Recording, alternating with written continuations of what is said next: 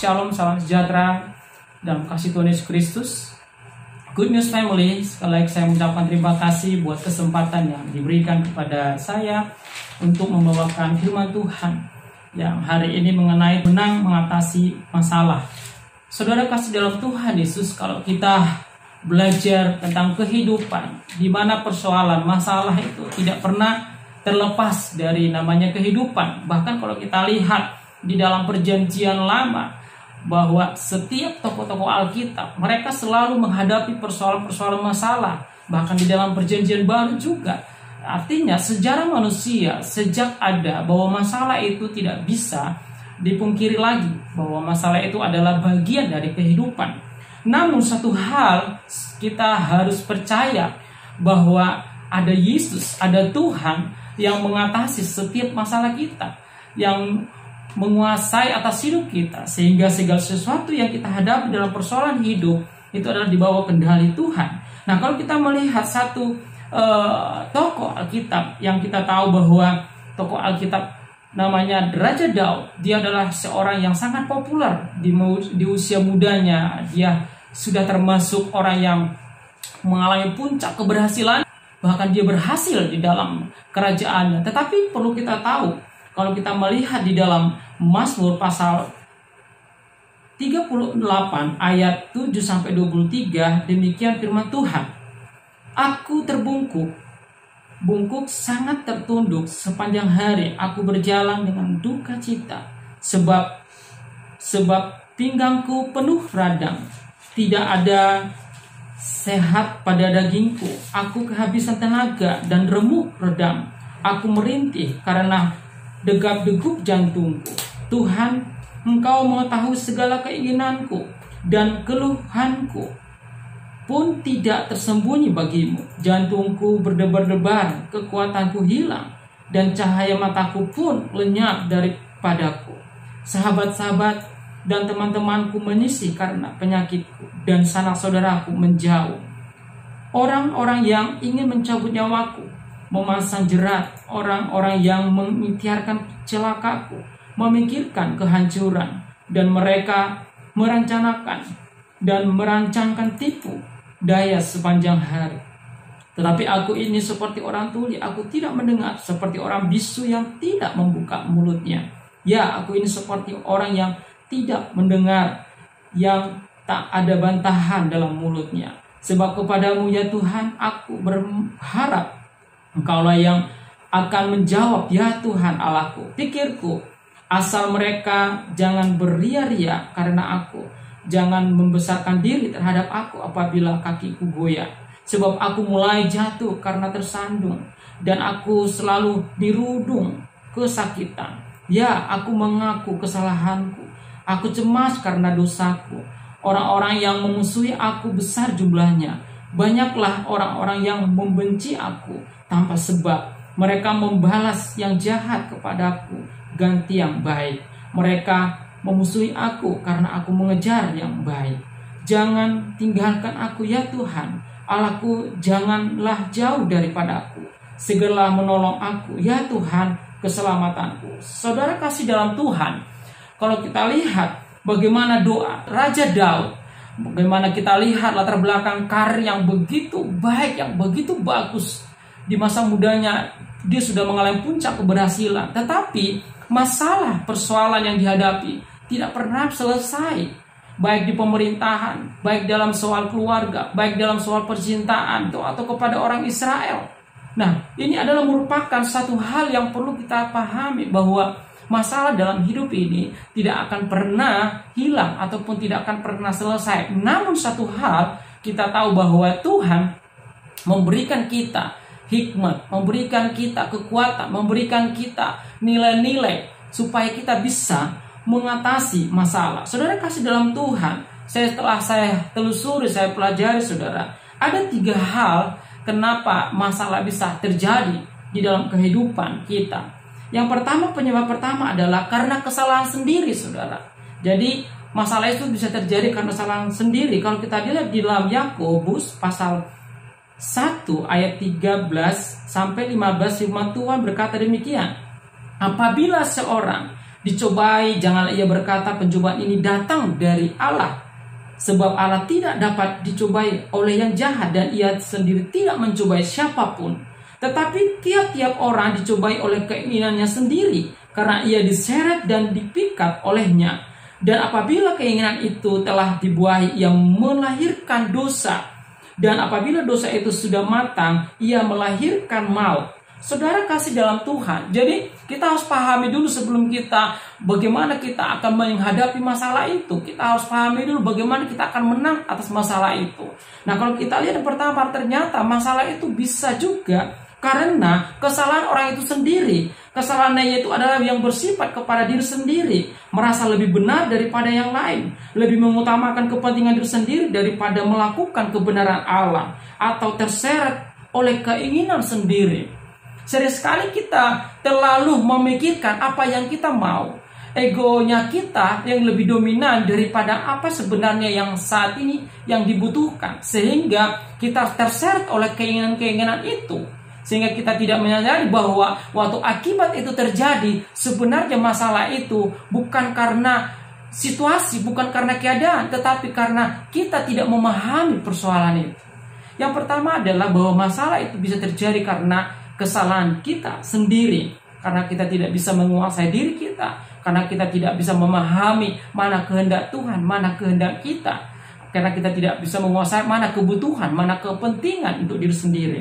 Yang kedua adalah masalah itu terjadi oleh karena memang itu adalah karena iblis memang mencobai manusia. Kalau kita lihat sejak pertama manusia jatuh dalam dosa, di dalam Kejadian pasal 3 ayat 13-15, demikian firman Tuhan.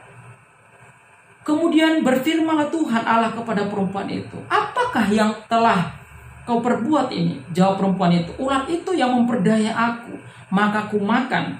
Lalu berfirmanlah Tuhan kepada ular itu, karena engkau berbuat demikian, terkutuklah engkau di antara segala ternak dan di antara segala binatang hutan.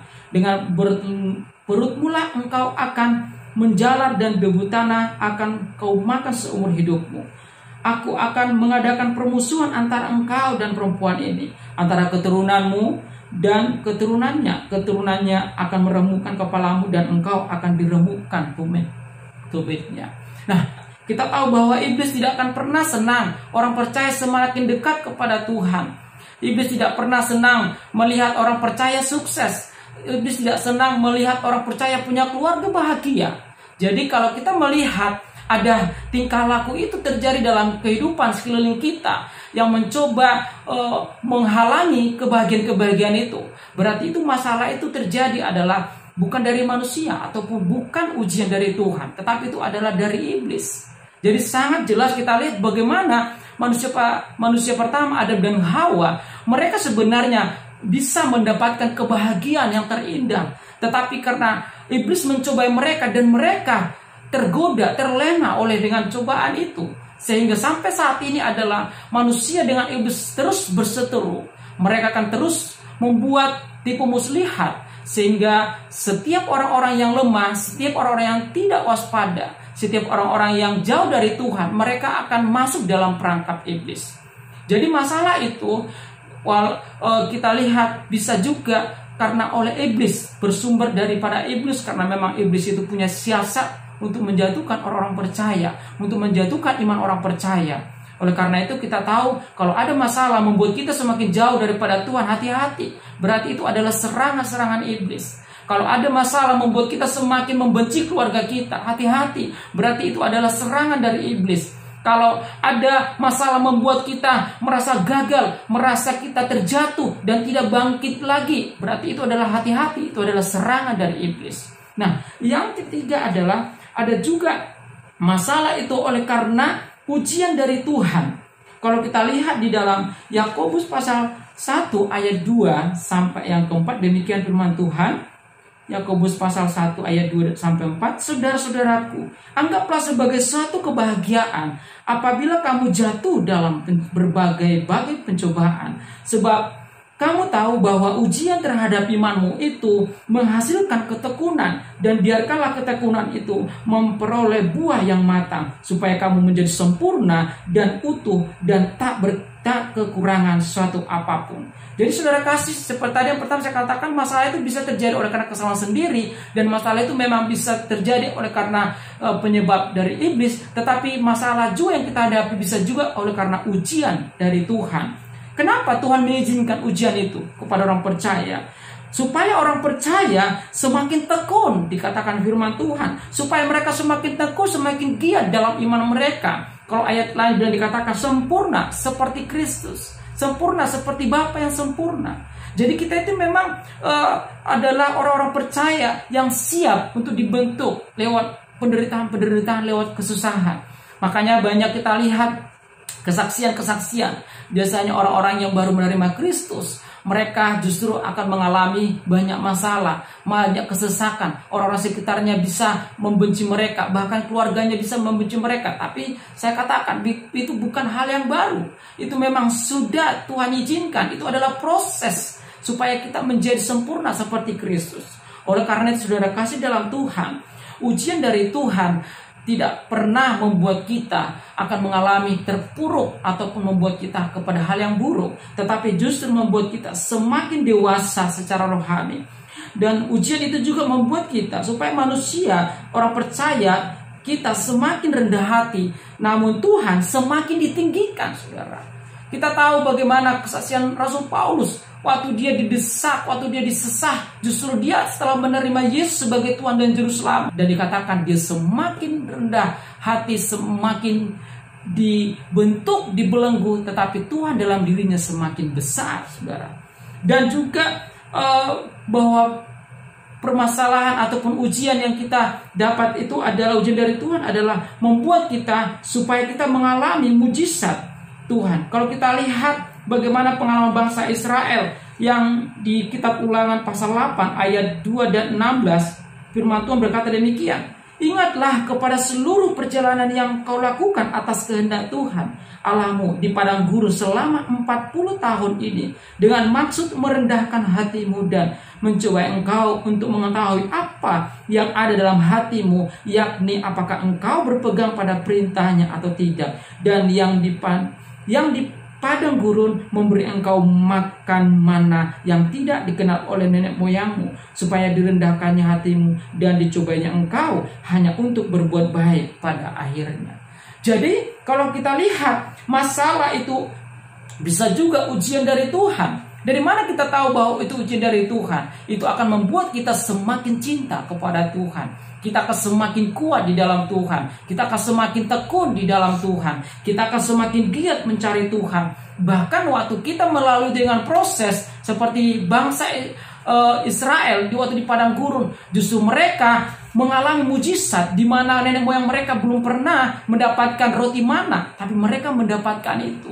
Nah, jadi jangan pernah meremehkan persoalan-persoalan, masalah yang kita hadapi. Jangan pernah berpikiran negatif, tetapi hadapilah. Kita tahu bahwa masalah itu adalah bukan sesuatu hal yang buruk jikalau kita pandang dengan pandangan positif. Nah, ada 3 hal itu tadi, saudara kasih, bahwa kenapa masalah itu terjadi dalam hidup kita. Itu perlu dipahami dulu supaya kita masuk kepada sikap atau tindakan menang menghadapi masalah. Nah, kalau kita lihat kitab Ayub, dia adalah sudah menjadi populer, di mana dia dikatakan seorang yang saleh, tetapi kita lihat dia diperhadapkan satu masalah yang begitu berat, tetapi kita lihat dia juga berhasil ataupun menang mensikapi dengan lewat berbagai proses. Nah, oleh karena itu saya akan membawa kepada saudara, kita akan belajar daripada tokoh Ayub ini, di bagaimana dia mensikapi masalah itu sehingga dia mengalami kemenangan. Kalau kita lihat, sikap yang pertama adalah menerima masalah itu adalah realita kehidupan. Seperti saya katakan tadi, kalau kita belajar mulai dari sejak manusia ada, sejarah pertama manusia ada sampai sekarang, bahwa masalah itu adalah tidak bisa dipungkiri, tidak bisa dihindari. Masalah itu bukanlah musuh yang harus dihindari, tetapi kita harus bisa menyelesaikan dan menghadapi masalah itu dengan pikiran-pikiran positif. Kita lihat di dalam Ayub pasal 1 ayat 20 sampai ayat 22 dikatakan demikian. Maka berdirilah Ayub lalu mengoyak jubahnya dan mencukur kepalanya, kemudian sujudlah ia menyembah, katanya, Dengan telanjang aku keluar dari kandungan ibuku. Dengan telanjang juga aku akan kembali ke dalamnya. Tuhan yang memberi, Tuhan yang mengambil. Terpujilah nama Tuhan. Dalam kesemuanya itu Ayub tidak berbuat dosa dan tidak menuduh Allah berbuat yang kurang patut. Yang pertama, sikap yang perlu kita teladani dari Ayub. Dia menerima bahwa masalah itu adalah realita kehidupan. Padahal kalau kita pelajari masalah yang bertubi-tubi dari pasal 1, bagaimana waktu anak-anak yang meninggal, harta kekayaannya ludes, bahkan dikatakan dia sampai mendapatkan satu penyakit membuat tubuhnya bau busuk. Ini adalah merupakan sesuatu penderitaan yang sangat berat. Tetapi kita lihat, pertama yang dia pikirkan adalah menerima masalah itu adalah suatu realita. Sering sekali belum kita melangkah, belum kita memahami tentang persoalan yang kita hadapi, kita sudah mulai menghujat sana sini, menghujat orang-orang dekat kita, mulai menyalahkan yang lain dan sebagainya. Padahal sebenarnya kita tahu kalau kita belajar tentang kehidupan, bahwa masalah itu adalah satu realita. Itu adalah satu hal yang wajar dalam kehidupan. Tapi kita harus tahu masalah itu akan membawa apa dalam kehidupan kita. Kita lihat Ayub, waktu dia tahu bahwa kejadian itu, peristiwa itu beruntun dalam hidupnya, dia dengan rendah hati, dia mengoyakkan bajunya, dia menerima, dia ikhlas bahwa fakta kehidupan ia harus menjalani itu. Dia menyadari bahwa Allah yang berdaulat atas hidupnya. Makanya dikatakan bagaimana saya datang dan begitu juga bagaimana Tuhan memberi dan dia juga yang mengambil. Ini adalah satu sikap yang gentle, artinya sikap yang benar-benar ikhlas kepada Tuhan. Jadi waktu kita menghadapi masalah, jangan lihat dulu hal-hal negatifnya, tapi cobalah melihat kepada kedaulatan Tuhan atas hidup kita, sehingga kita tidak langsung memikirkan hal-hal yang negatif. Kita lihat di dalam Ayub pasal 1 ayat 21 tadi sudah kita baca, dan Ayub pasal 2 ayat yang ke-10 dikatakan demikian. Tetapi jawab Ayub kepadanya, engkau berbicara kepada seperti perempuan gila. Apakah kita mau menerima yang baik dari Allah, tetapi tidak mau menerima yang buruk? Dan kesemuanya itu Ayub tidak berbuat dosa. Saudara kasih dalam Tuhan, ini adalah satu sikap yang luar biasa, di mana di saat kondisi yang begitu menderita dihadapi oleh Ayub, dan waktu istrinya mulai cerewet, waktu istrinya sudah mulai menghujat tentang Allahnya Ayub, dia langsung menegur dengan tegas. Dikatakan, kamu hanya tahu menerima hal yang baik dari Tuhan, dan kamu juga harus belajar menerima hal yang buruk dari Tuhan. Ini adalah sesuatu hal sikap yang sangat luar biasa. Sering sekali kita datang kepada gereja atau kepada Tuhan, pikiran kita hanya dengan diberkati, tetapi di saat kita mengalami masalah, kita berkata, wah, berkat tidak ada bagi keluarga, berkat tidak ada dalam hidup saya, berkat tidak ada dalam pelayanan saya. Padahal kita tahu bahwa mengikut Tuhan, Tuhan tidak pernah berjanji bahwa kita akan selalu diberkati dengan yang baik-baik saja, yang mulus-mulus saja. Tetapi juga dikatakan kita harus siap diproses, kita juga harus siap menderita untuk menguji iman kita. Oleh karena itu, saudara kasih dalam Tuhan, seperti Ayub, dia dengan tegas kepada istrinya, bagaimanakah sikapmu ini? Apakah engkau hanya menerima yang baiknya saja dari Tuhan? Kamu tidak bisa menerima apa yang buruknya. Artinya adalah mengikut Tuhan, kita harus mengubah cara pandang kita. Jangan kita hanya selalu melihat yang baik-baiknya saja. Kalau orang lagi diberkati, dapat gaji besar, dapat uang besar, mungkin lagi punya uang yang banyak, mudah saja mengucap syukur. Atau dia sedang tidak punya masalah, mudah saja dia mengucap syukur. Tapi bagaimana waktu dia mengalami masa krisis dalam keuangan, dalam pekerjaan, dalam rekan-rekan bisnisnya, mungkin ada yang mulai membuli dia, ada mulai yang memfitnah dia. Bagaimana? Apakah dia bisa menghadapinya dengan ucapan syukur? Ini adalah persatu tanda bagaimana sebenarnya keikhlasan kita melihat kehidupan kita itu dengan realita kedaulatan Allah atas masalah kita. Sehingga kita tahu bahwa masalah itu harus kita hadapi dengan realita, menerima apa adanya. Nah, karena kita tahu bahwa Tuhan berkuasa, karena Tuhan mengendalikan atas segala apa yang terjadi dalam hidup kita. Itu yang pertama. Yang kedua adalah kita harus menjaga pikiran dan perkataan kita. Saudara kasih dalam Tuhan, mungkin saudara-saudara Good News Family saat ini sedang menghadapi masalah. Mungkin masalah itu di bagian ekonomi, ataupun masalah dalam pekerjaan, masalah dalam situasi yang saat ini sedang kita hadapi, mengalami wabah virus corona. Bagaimana sikap kita? Karena kita mulai sudah memikirkan bagaimana ke depan, apa yang kita pikirkan, apa yang kita katakan. Kalau kita lihat, kita baca dalam Ayub pasal 3 ayat yang ke-11 sampai yang ke-13. Mengapa aku tidak mati waktu aku lahir, atau binasa waktu aku keluar dari kandungan? Mengapa pangkuan menerima aku? Mengapa ada buah dada sehingga aku dapat menyusu? Jikalau tidak, aku sekarang berbaring dan tenang, aku tertidur dan mendapat istirahat.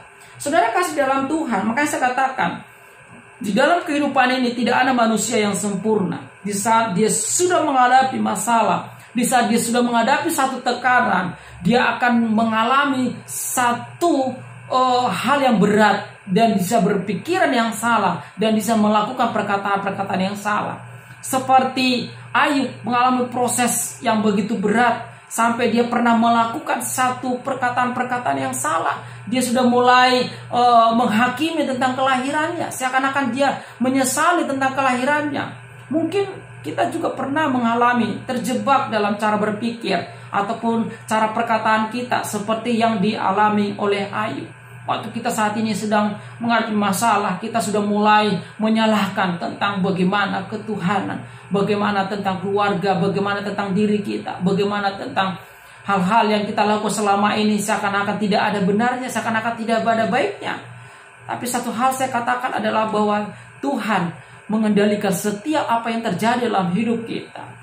Demikian juga Ayub pernah melakukan satu kesalahan, sehingga dia berpikir yang salah dan melakukan perkataan yang salah.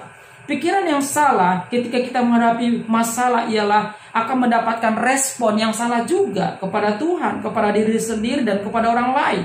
Oleh sebab itu, pikiran yang salah bisa membuat tekanan kita.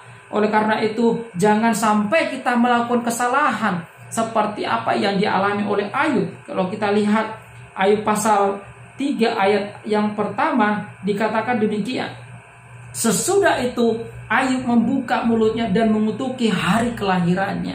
Ini bisa terjadi dalam hidup siapapun kalau sedang menghadapi satu masalah. Oleh karena itu, bagaimana tentang iman kita? Bagaimana tentang kekuatan, keteguhan kita kepada mentalitas kita sebagai orang-orang percaya di saat kita menghadapi masalah? Apakah kita seperti yang dialami oleh Ayub, pernah mengalami satu kegagalan, kesalahan, di mana sampai mengutuki kelahirannya? Oleh karena itu saya tekankan saudara, kita harus belajar untuk tetap mengendalikan bagaimana kita berpikir, mengendalikan apa yang akan kita katakan. Kalau kita lihat di dalam Yosua pasal yang pertama ayat yang ke-8, demikian firman Tuhan. Janganlah engkau lupa memperkatakan kitab Taurat ini, tetapi renungkanlah itu siang dan malam, supaya engkau bertindak hati-hati sesuai dengan segala yang tertulis di dalamnya. Sebab dengan demikian perjalananmu akan berhasil dan engkau akan beruntung. Saudara kasih, bagaimana kita menjaga perkataan kita? Di dalam kitab Yosua pasal 1 ayat 8 dikatakan kita harus merenungkan firman Tuhan itu siang dan malam, dan memperkatakan firman Tuhan itu, saudara. Supaya apa? Supaya di saat kita bertindak, berkata pun dengan hati-hati, sesuai dengan yang tertulis di dalamnya. Dan saya percaya dan yakin, kalau kita benar-benar melekat dan merenungkan firman Tuhan itu siang dan malam, dan memperkatakan, saya percaya Roh Kudus akan menuntun kita. Roh Kudus akan memberikan kita kedamaian. Roh Kudus akan memberikan kita ketenangan. Tidak ada ukuran kesejahteraan di dunia ini yang membuat kita damai dan tenang. Tetapi di saat Roh Kudus dengan firman-Nya itu akan membuat kita tenang, tetap tegar, sehingga kita bisa tetap berdoa. Oleh karena itu saudara, di saat kita menghadapi masalah, sikap yang kedua yang harus kita perhatikan adalah menjaga apa yang kita pikirkan, menjaga perkataan kita. Di dalam kitab lain dikatakan, pikirkanlah perkara-perkara di atas, apa yang baik, apa yang mulia, apa yang manis, apa yang sedap didengar, semuanya itu pikirkanlah untuk memuliakan Tuhan. Kenapa hal itu ditekankan? Supaya setiap apa yang kita pikirkan yang mulia, yang damai, dan itu juga menjadi satu perkataan dan bentuk tindakan. Dan saya percaya dan yakin di saat itu menjadi bagian dari hidup kita. Orang-orang di sekitar kita juga akan melihat ada kedamaian, ada ketenangan, ada sukacita di dalam kehidupan kita. Dan keluarga kita juga pasti mengalami dampak apa yang kita pikirkan. Oleh karena itu, di saat kita tahu bahwa Yesus lebih besar daripada persoalan itu, saya percaya firman Tuhan akan memberikan kita hikmat, akan memberikan kita kekuatan yang melampaui akal pikiran kita, yang melampaui segala apa yang ada dalam hati kita, sehingga dia akan membawa sukacita, damai sejahtera dalam Tuhan itu terjadi dalam hidup. Di saat kita berkata firman itu hidup, maka firman itu akan terjadi. Di saat kita berkata bahwa Yesus itu lebih besar dari masalah kita, maka perkataan itu akan terjadi. Oleh sebab itu, belajarlah memperkatakan hal-hal yang baik tentang firman Tuhan, hal-hal yang benar tentang firman Tuhan, supaya setiap perkataan dan pikiran kita terjadi sesuai dengan perkataan kita. Saat ini apa yang sedang kita harus perkatakan, apa yang harus kita pikirkan, karena situasi persoalan-persoalan yang kita hadapi. Tapi saya katakan, ingatlah firman Tuhan. Bahkan dikatakan di dalam Mazmur pasal 1 dikatakan ayat 2 dan 3 dikatakan, renungkanlah firman Tuhan itu siang dan malam, maka apa kehidupan kita itu akan seperti pohon yang tertanam di tepi aliran air.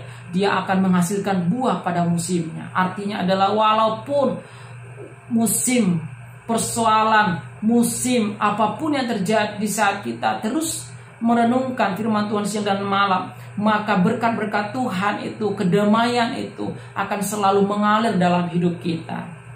Berbicara tentang berkat bukan hanya berbicara soal materi, saudara, karena saya belum pernah menemukan puncak daripada berkat itu hanya berkata soal materi, tapi lebih saya melihat adalah bagaimana sikap, mentalitas kita di saat kita berhasil melalui persoalan itu dengan proses yang berat, tetapi kita bisa berkata, Allah itu Allah yang luar biasa, Allah itu Allah yang dahsyat, lewat perkataan kita, lewat pikiran kita, sehingga orang lain akan diberkati. Yang selanjutnya adalah sikap yang harus kita lakukan adalah mencari hikmat, saudara.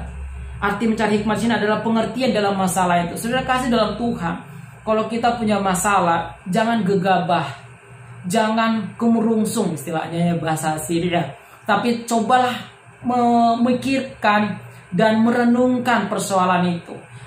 Yang sangat luar biasa lagi adalah ajaklah bawa satu pergumulan, ajak Tuhan di dalam pergumulan, tanya Tuhan, kenapa masalah ini terjadi? Sebenarnya apa tujuan masalah ini terjadi dalam hidup kita? Jangan langsung melakukan satu reaksi-reaksi negatif. Karena saya katakan seperti kita di awal kita tadi melihat bahwa kalau masalah itu bisa saja ujian dari Tuhan, supaya kita sadar bahwa tanpa Tuhan kita tidak punya arti apa-apa. Dan dengan masalah itu kita semakin mengandalkan Tuhan dan semakin setia bertekun kepada Tuhan. Dan dengan masalah itu bisa saja justru menciptakan ataupun menghadirkan mujizat baru bagi keluarga kita, bagi kehidupan kita. Jadi saya katakan, di saat kita menghadapi masalah, jangan langsung gegabah, tetapi carilah hikmat ataupun cari apa sebenarnya. Bila perlu mungkin kita harus mengintrospeksi diri, atau kita mungkin bisa mengevaluasi supaya apa? Supaya dengan masalah-masalah yang sama ini tidak terjadi dalam kehidupan kita. Supaya kita bisa melewatinya dengan satu kekuatan, dengan satu kepercayaan diri karena Tuhan yang menolong kita. Saudara kasih dalam Tuhan, kalau kita lihat bagaimana Ayub waktu dia menghadapi masalah itu, kita tahu bahwa justru dia mendapatkan hikmat itu adalah dari rekan-rekannya, yaitu dari rekan-rekannya Elihu dan sahabat-sahabatnya. Sering sekali saudara, waktu kita menghadapi masalah, justru kadang-kadang kita mendapatkan solusi itu bukan dari diri kita sendiri. Bisa lewat orang lain, bisa lewat istri yang sudah berkeluarga, bisa lewat rekan kerja, yang dalam pekerjaan, bisa lewat teman kuliah yang masih berkuliah, ataupun lewat teman-teman di sekelilingnya, atau bisa saja orang-orang lain yang kita tidak kenal. Tiba-tiba suatu ketika Tuhan pakai dia untuk memberikan kita pengertian. Jadi belajarlah waktu kita menghadapi masalah, jangan langsung kita mengambil keputusan-keputusan dengan emosional, dengan tindakan-tindakan secepat mungkin, dengan tindakan reaksi emosional. Hati-hati, jikalau kita gegabah bisa akan mengakibatkan masalah-masalah yang baru. Masalah yang satu belum selesai, itu bisa mengakibatkan masalah-masalah yang baru. Oleh karena itu, belajarlah untuk berdiam diri.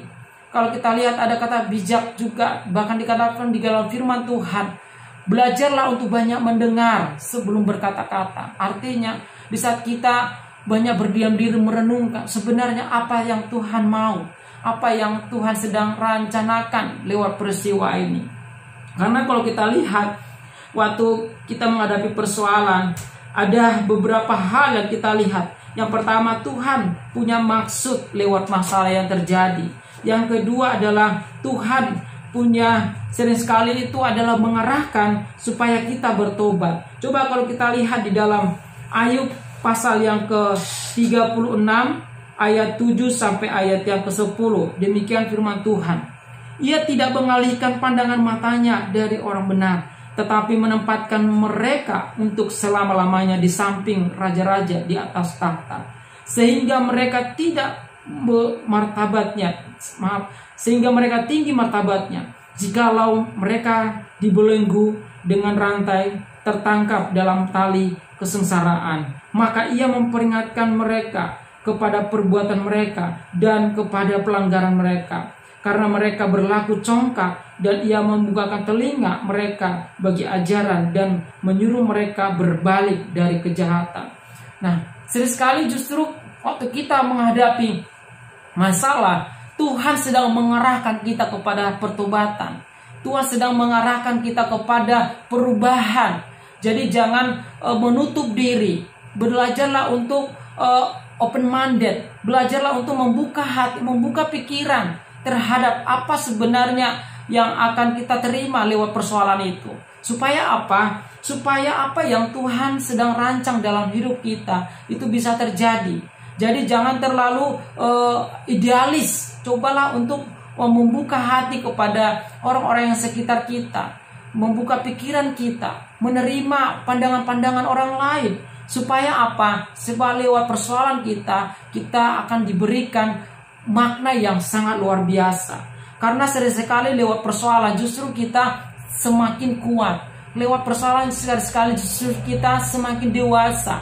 Lewat persoalan sekali-sekali kalau kita mengerti arti dan hikmat dari persoalan itu, kita bahkan mengalami banyak mujizat, saudara.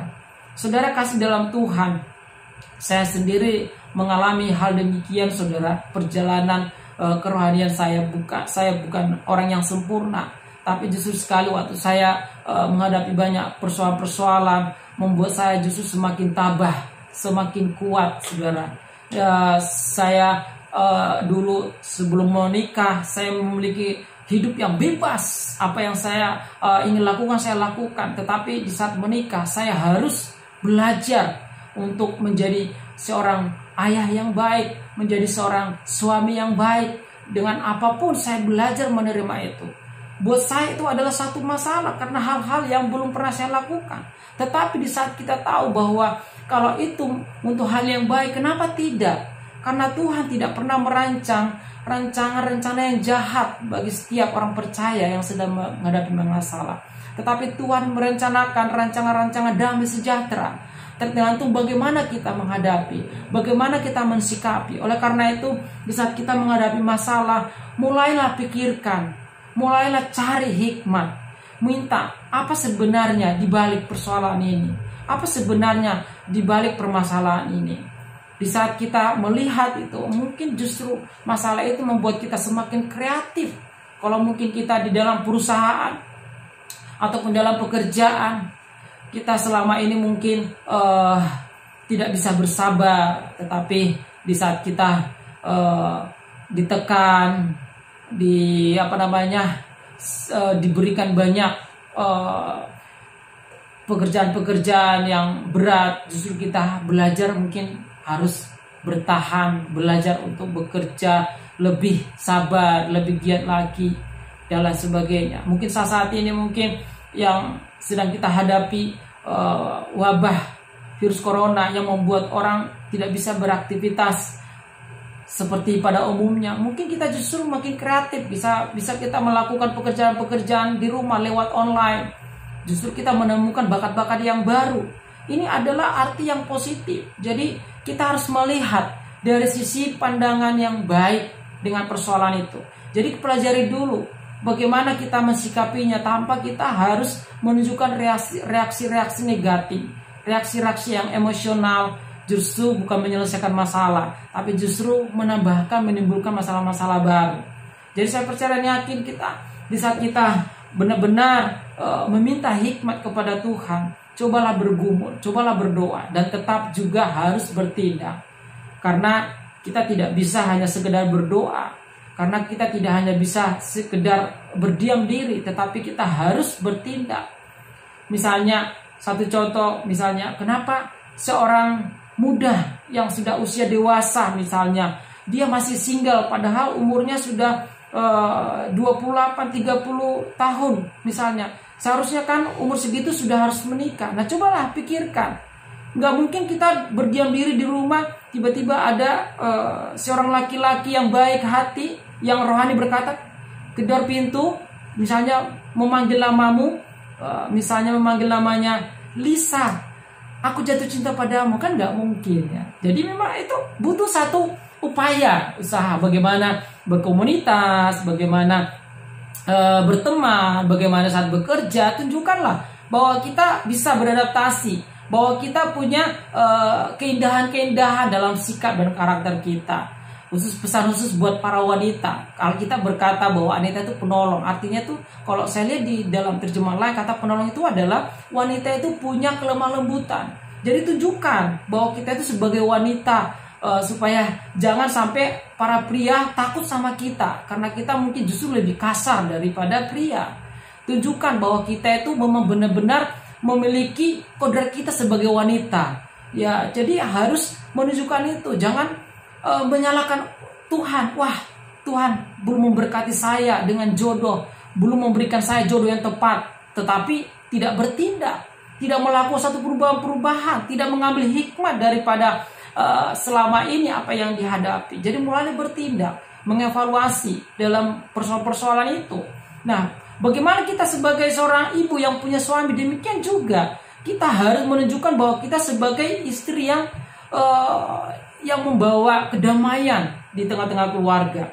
Jangan waktu sekali terjadi permasalahan dengan suami justru malah tidak nyaman di rumah. Jangan salahkan kalau banyak terjadi peristiwa-peristiwa suami justru tidur di ruang kerja, tidur di kantor, atau menemukan teman baru. Jangan salahkan. Kenapa? Karena di rumah tidak menemukan kedamaian. Demikian juga dengan para suami. Belajarlah untuk mencintai pasangan istrinya dengan sepenuh hati. Belajar dari masalah-masalah yang terjadi. Jangan menutup diri. Supaya apa? Supaya di dalam keluarga itu terjadi kenyamanan, kedamaian. Tunjukkanlah bahwa Kristus itu ada dalam keluarga kita. Kristus itu ada dalam hidup kita. Karena kita harus memang belajar dari persoalan-persoalan yang terjadi itu, harus mencari hikmat. Bagaimana dengan soal misalnya usaha-usaha kita?